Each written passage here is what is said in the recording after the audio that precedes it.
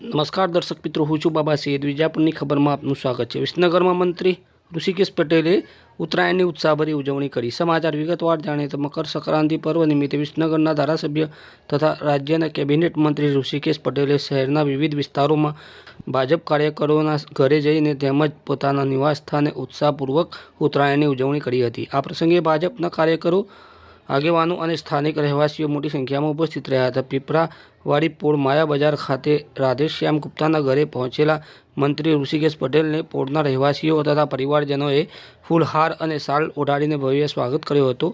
આ પછી તેઓએ કાર્યકરો સાથે ધાબા પર પતંગ ચગાવીને તહેવારનો આનંદ માણ્યો હતો. ઉત્તરાયણના રંગીન માહોલ વચ્ચે પરંપરાગત રીતે પતંગ ઉડાવતા મંત્રીએ સૌને તહેવારની શુભકામનાઓ પાઠવી હતી. આ દરમિયાન મંત્રી ઋષિકેશ પટેલે પતંગ ચગાવતી વખતે પક્ષીઓના રક્ષણ પર ભાર મૂક્યો હતો. તેમણે કહ્યું હતું કે તહેવારની ઉજવણી સાથે સાથે પર્યાવરણ અને પક્ષીઓની સુરક્ષા પર આપણી સામૂહિક જવાબદારી છે.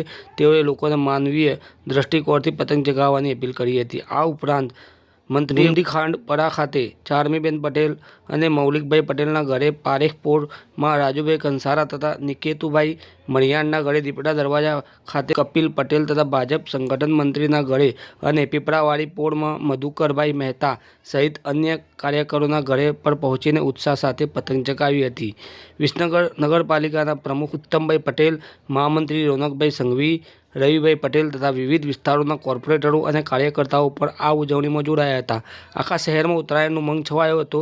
આ પ્રસંગે મંત્રી ઋષિકેશ પટેલે કહ્યું હતું કે આકાશમાં વિહરતી પતંગોની જેમ આપ સૌની પ્રગતિ અને સુખ સમૃદ્ધિ પર નવી ઊંચાઈઓ સર કરે તેવી મકર સંક્રાંતિની હાર્દિક શુભકામનાઓ. આ ઉજવણીએ વિસનગર શહેરમાં પરંપરા, ઉત્સાહ અને સામાજિક સંવાદનો સુંદર સંદેશ આપ્યો છે.